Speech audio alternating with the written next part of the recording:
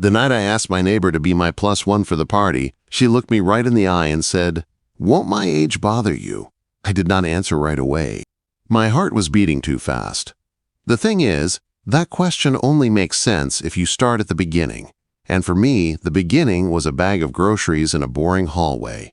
My name is Ethan. I am 27, and I work as a freelance graphic designer from my small apartment in Portland. My days are simple. I wake up around 9, make coffee, check emails from clients who always want things done yesterday, and then stare at my computer for hours moving shapes and colors around. I do not travel. I do not go to wild parties. Most days, I barely talk to anyone. My building matches my life. Old, quiet, a little worn out. The kind of place where neighbors keep their doors shut and their eyes down. We share walls, but not stories. I had lived there for 2 years, and I did not even know half their names. It was normal, it was forgettable, it was lonely.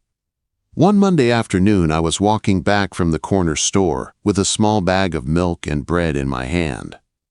I turned into the hallway near my door and almost crashed into someone coming out of apartment 4B. I stopped so fast the bag swung forward and almost slipped from my fingers. She did the same. Her own grocery bag tilted to one side like it was ready to explode all over the floor. For a second, we just stood there, too close, both talking at the same time. "Sorry," she said. "Sorry," I said. Then I really looked at her. I did not know her name yet.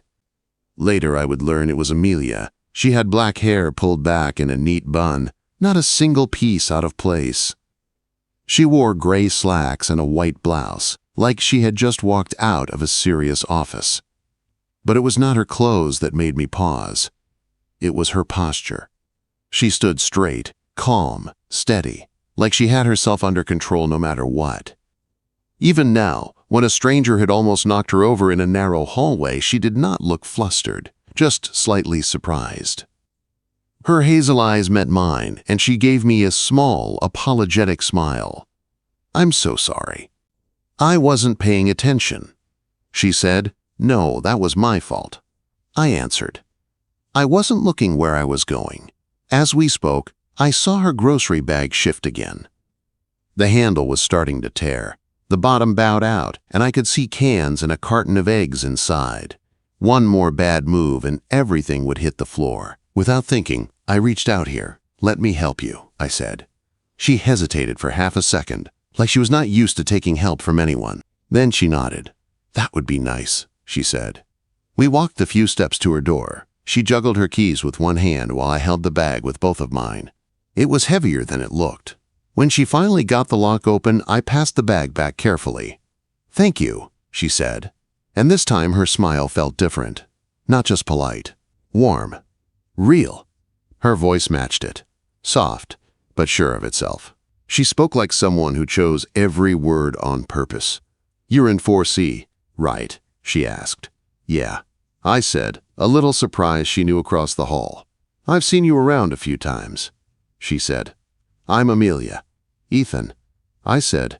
"Nice to officially meet you." She said she should get her groceries put away before anything melted. I told her to have a good evening and walked back to my place.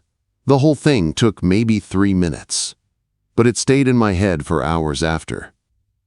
I kept seeing the way she stood, the way she smiled, the way she looked at me like I was actually there, not just background noise. Over the next few days, I started noticing her more. In the mornings, when I headed out for coffee in sweatpants and a hoodie, she would be leaving for work in a blazer and heels, her leather bag over her shoulder. She always locked her door twice and checked the handle before walking away. We would trade quick "good morning" smiles in the hallway, nothing more. Thursday, I saw her at the mailboxes downstairs. She was flipping through a stack of envelopes, her face set in a small frown. "Anything good?" I asked. "Just the usual joy of being an adult," she said with a short laugh. "Bills and junk mail." I held up my own pile. "Same. Everyone wants money from me." She laughed again, and the sound was light and easy. We talked for a couple minutes about the weak heating in the building and the strange sounds the pipes made at night. Simple things. Neighbor things. Then we went our separate ways. Saturday morning, I saw her again coming in through the front door with a rolled-up yoga mat under her arm. Her hair was down this time, falling in soft waves past her shoulders. She wore leggings and a tank top, cheeks faintly pink from a workout. "Good workout?" I asked as we walked toward the stairs. "Not bad," she said. "I try to go every Saturday. Helps clear my head." Quote. "I keep telling myself I'll start working out," I said, "then I order pizza instead." She gave me a knowing smile. "Sounds familiar." At the top of the stairs, she held the door to our floor open for me, even though I was closer. It was a small thing, but it felt kind. Natural. "Have a good day, Ethan," she said. "You too," I answered. As I walked down the street to get breakfast, I realized I was thinking about her more than I should. Not in some wild, dramatic way. Just in a quiet, steady one. The way you think about a song you did not expect to like, but keep humming anyway. Our short talks became the best parts of my day. I started listening for her door, hoping our timing would line up when I went for coffee or took out the trash. I told myself it was just nice to have a friendly neighbor. But deep down, I knew it was more than that. About a week later, I was sitting in a coffee shop a few blocks from our building. My laptop was open, and I was working on a logo for a client who could not make up their mind. My second cup of coffee had gone cold. My eyes hurt from staring at the screen. I was just about to give up and go home when the bell over the door rang. Amelia walked in. She wore dark jeans and a navy sweater. Her hair was clipped back, a few loose strands framing her face. She looked softer than she did in office clothes, but still put together. She did not see me at first. She stood in line, looking at her phone. I watched her order, then step aside to wait. When she finally looked up and scanned the room, her eyes landed on me. Her face lit up. "Ethan," she said as she walked over, "I did not expect to see you here." "Hey," I said, trying to sound relaxed. "Want to sit?" "It's crowded." She glanced around, then nodded and pulled out the chair across from me. Just like that, my bad day felt less heavy. I had no idea then that this was the moment everything would start to change. When Amelia sat down across from me in that coffee shop, it felt strangely natural, like this was something we had done 100 times before, not something new. She set her drink on the table and glanced at my screen. "Working?" she asked, trying. I said client wants something modern and classic, bold and subtle, all at the same time. She smiled, then leaned forward to look at the logo on my laptop. Her hair slipped over her shoulder as she studied it. She did not rush.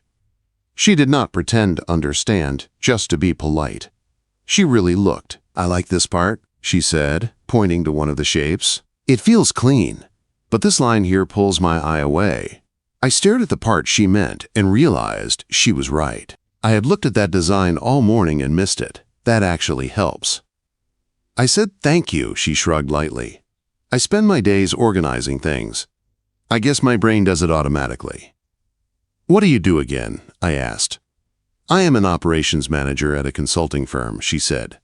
"Lots of moving parts, lots of people. My job is to keep everything from falling apart." She said it with a little humor, but I could tell she was serious about her work. She liked structure. She liked order. That sounds like the opposite of my life. I said I mostly make it up as I go. If something is not working, I just try something else.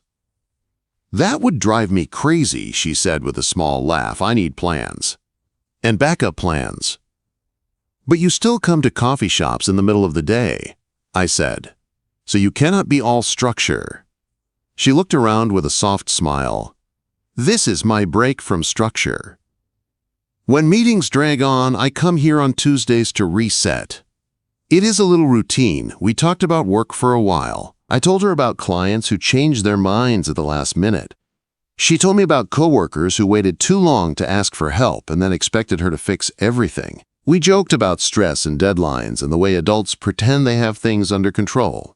At some point, I asked what she listened to on her commute. Mostly podcasts. She said true crime, some history, a few about leadership and habits.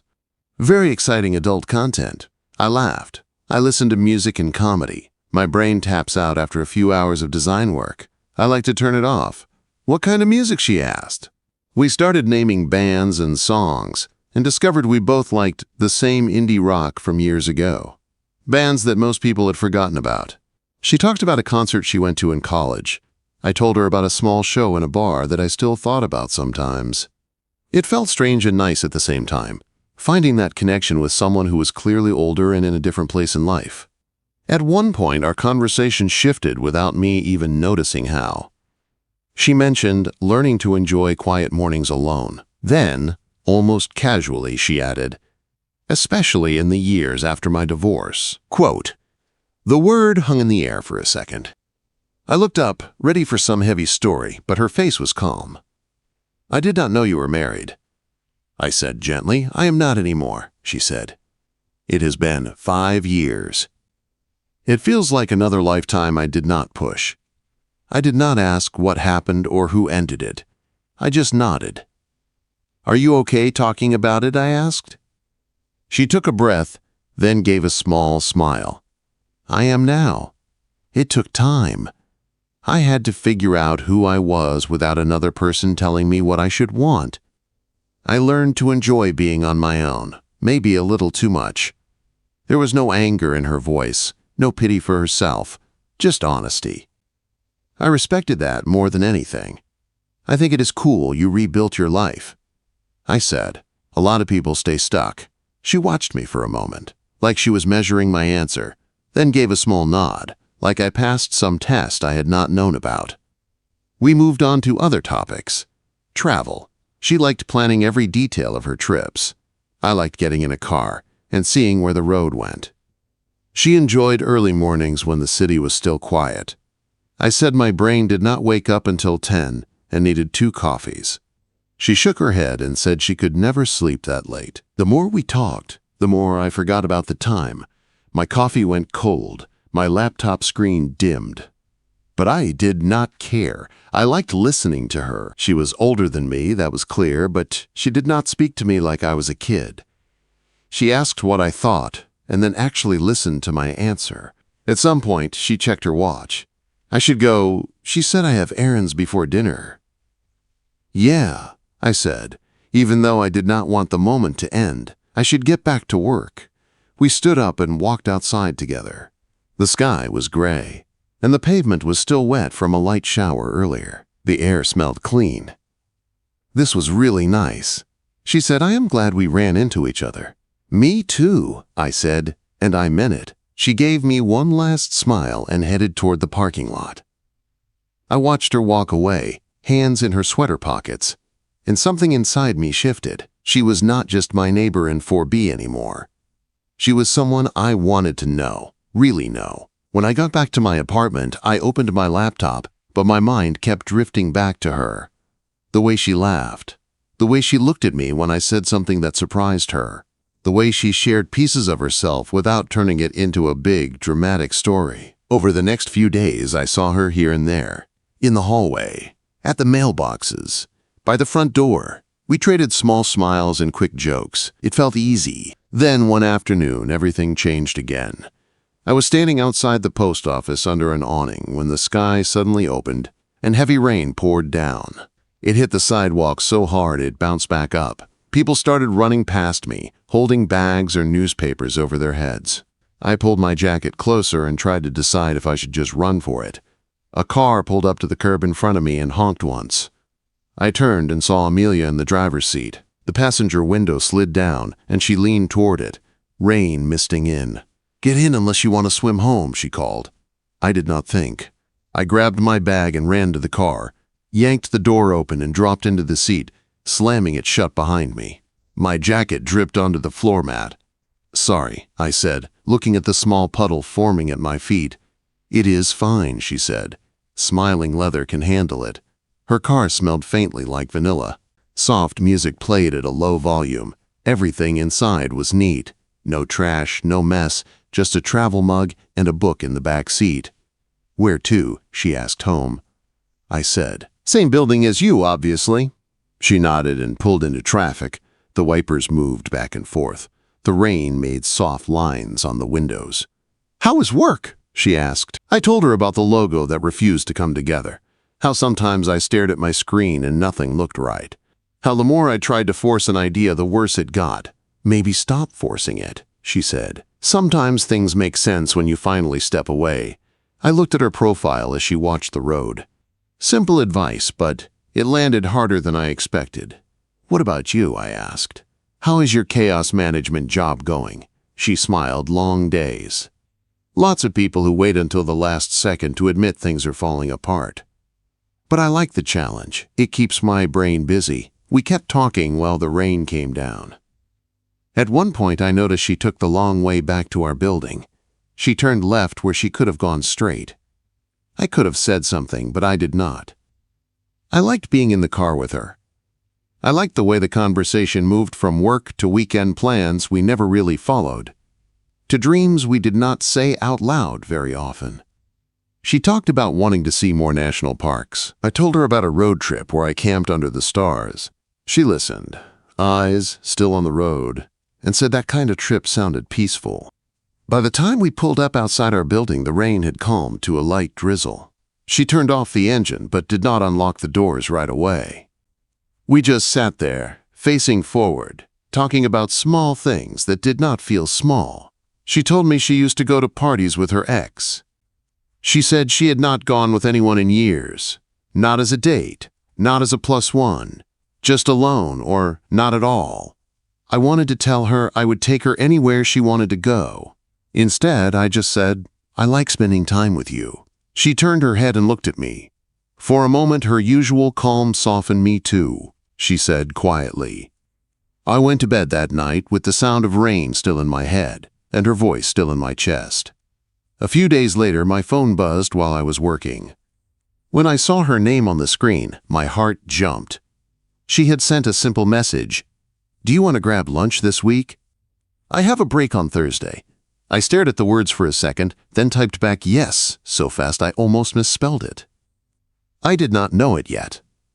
But that lunch was where everything would shift again. That lunch was where I would finally ask her to be my +1, and that lunch was where she would ask the question that would make me show her exactly how I felt. Thursday came faster than I expected. I woke up early, even though I did not need to, and checked my phone more times than I want to admit. Amelia and I had agreed to meet at a small Italian place downtown during her lunch break.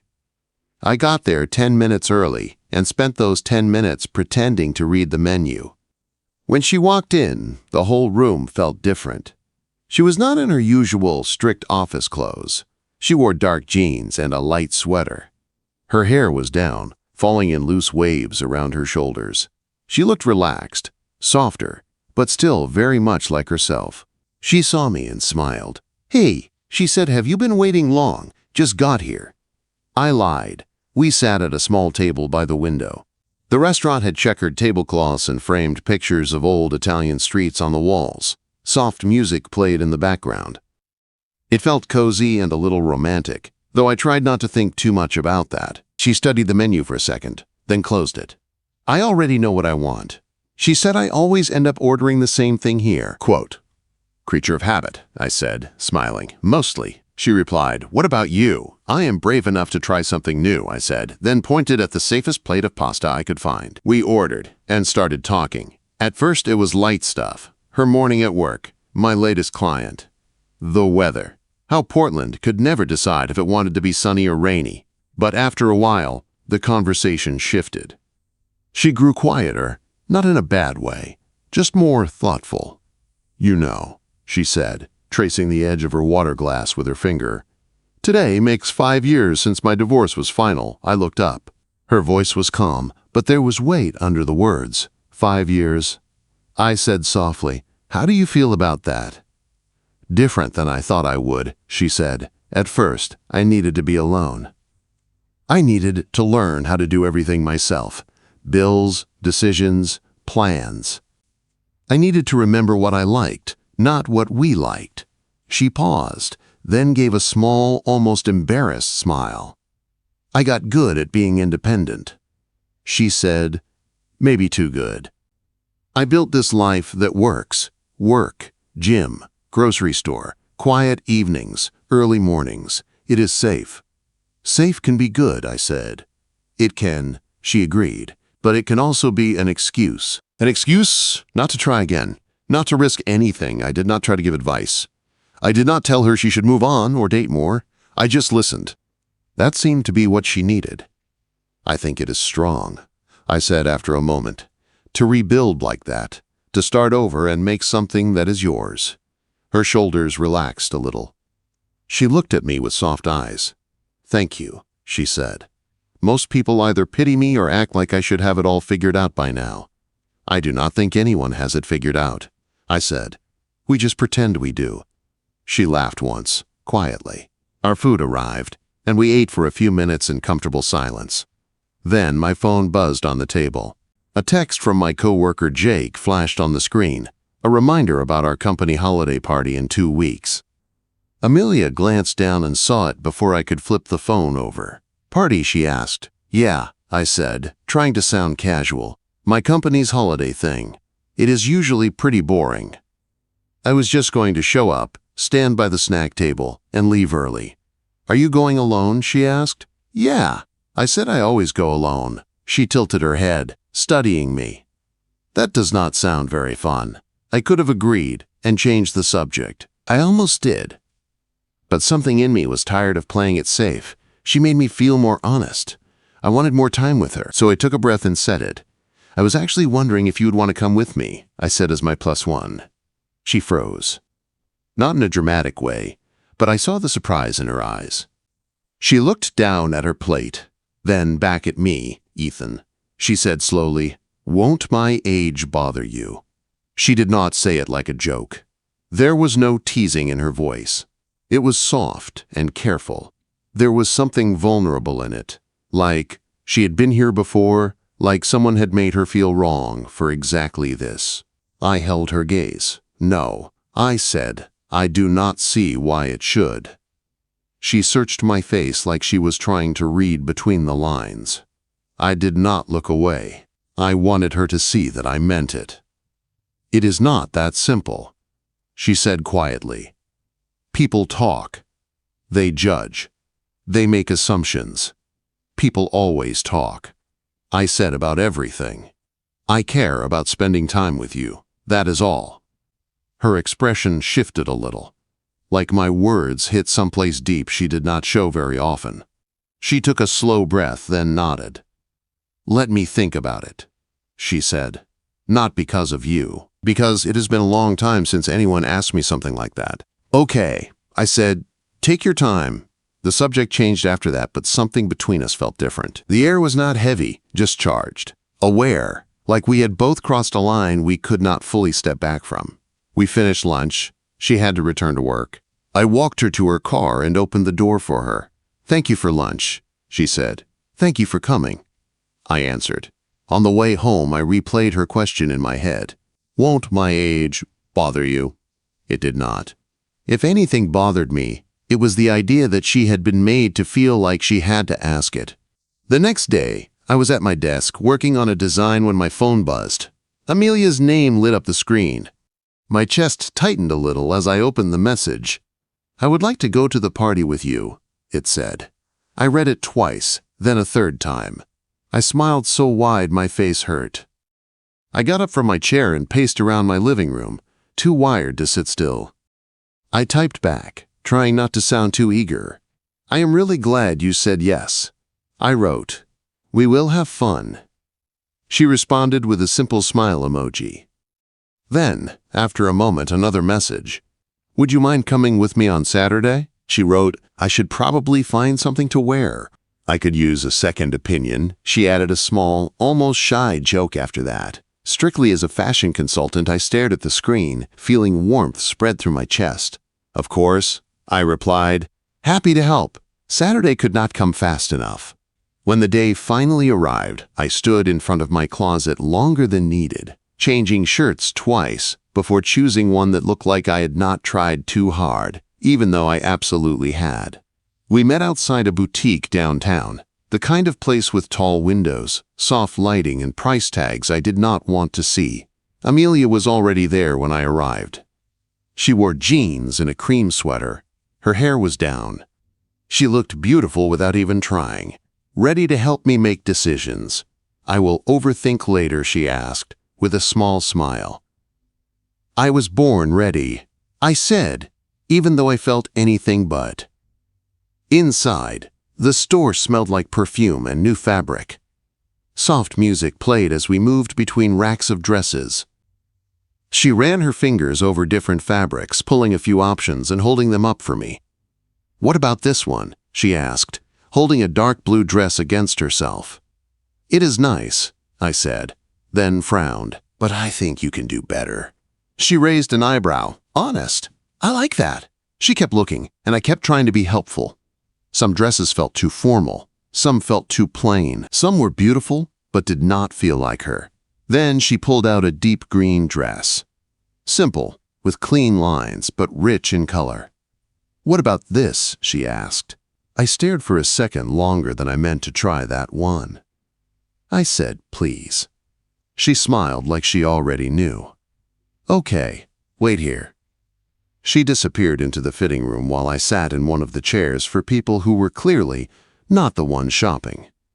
A minute later, the curtains slid open. Amelia stepped out in the green dress. For a moment I could not say anything. It fit her perfectly. The color made her eyes look even warmer.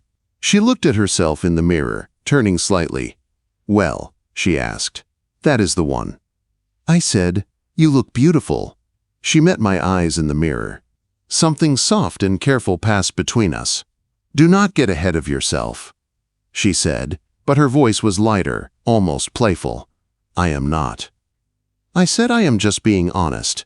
She held my gaze for another second, then looked back at the mirror with a small, secret smile. She bought the dress without trying on anything else. When we left the boutique, she suggested we stop at the small cafe next door for a drink. To celebrate, she said we made a decision without overthinking it. We sat by the window with tea for her and coffee for me. Outside, people walked past in coats and scarves, moving through the cold air. "I have not gone to a party as someone's date in a long time," she said quietly, hands wrapped around her cup. "I am glad you are going with me." I said, "I mean that." She looked at me in a way that made my chest feel tight. "You are easy to be around," she said. You know that I did not. But hearing it from her made everything inside me feel warmer. We did not rush home after that. We walked through downtown, past shops and streetlights, just talking about how she had rebuilt her life after the divorce, about how I chose freelance work so I would not feel trapped, about how neither of us was sure what we wanted in 10 years, but we both knew what we did not want. At one point, our hands brushed as we walked. Neither of us pulled away. It happened again a few steps later, and this time her pinky hooked around mine for a second before letting go. It was a small touch, but it felt like the start of something bigger. By the time we went back to our cars, the party in 2 weeks did not feel like a boring work event anymore. It felt like a line we were both slowly moving toward. Together. The night of the party came faster than I expected.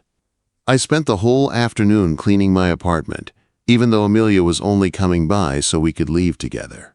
I kept picking things up and putting them down again, like I could scrub the nervous energy out of the air. I changed my shirt 3 times before I settled on a dark blue button-up.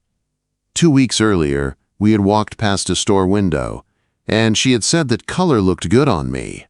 I pretended not to care then, but now it was the only shirt I wanted to wear. At exactly 6, there was a soft knock on my door. My heart jumped. When I opened it, I forgot how to think for a second. Amelia stood there in the green dress we picked together. Her black hair fell in loose waves around her shoulders. She wore simple earrings, light makeup, nothing too much, just her.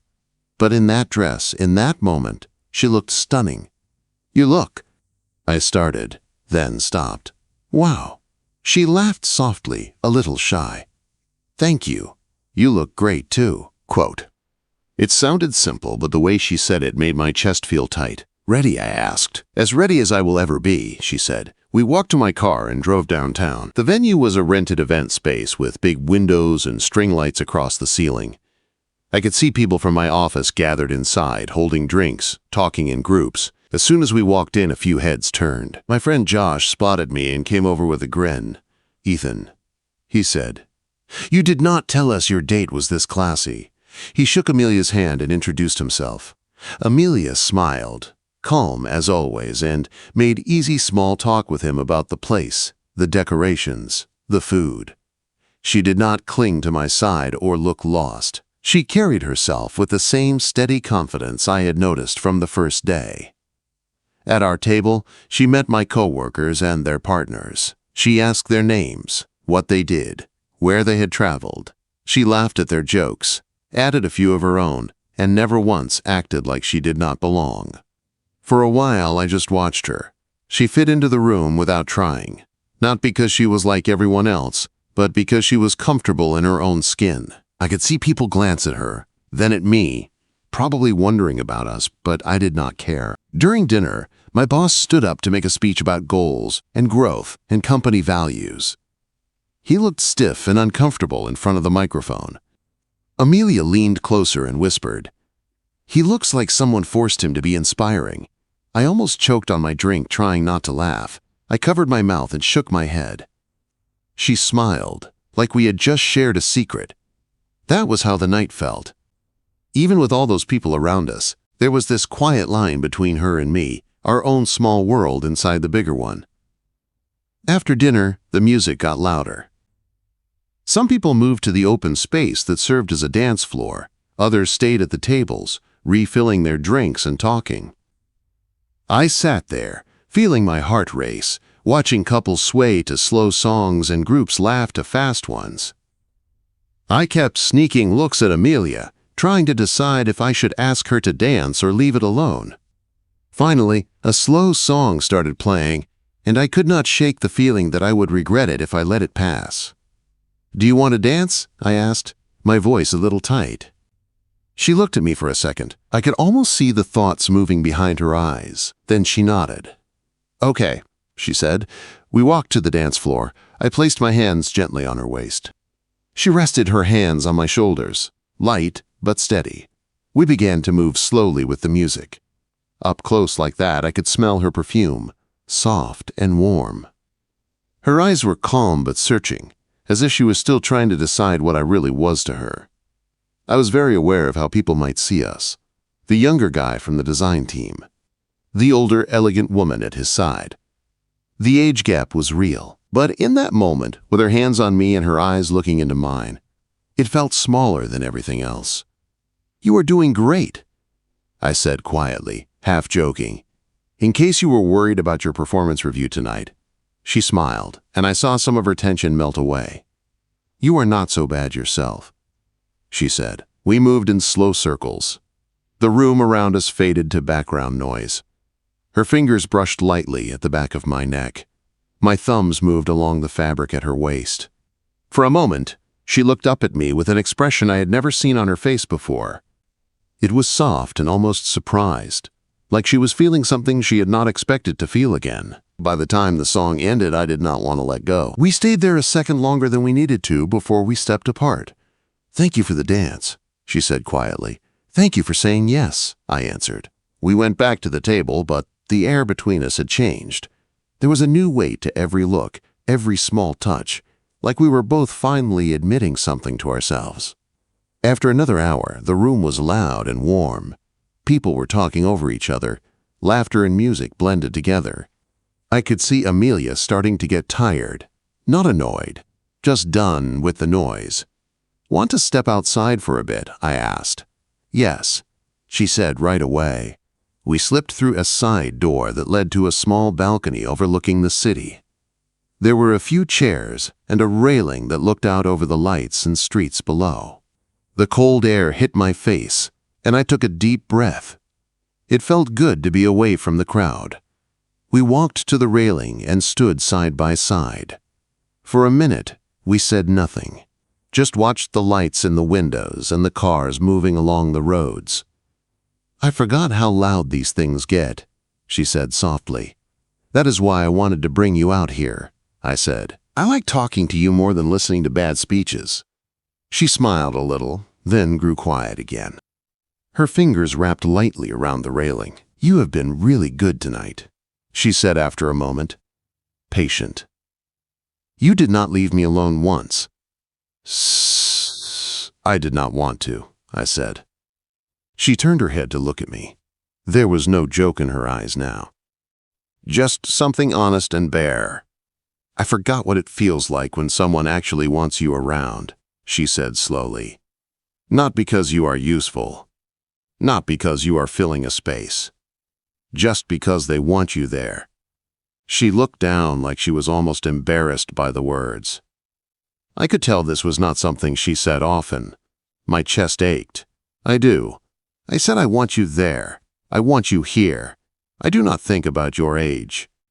I think about you. She took a small breath, like my words surprised her. People look at us, she said. They see the difference.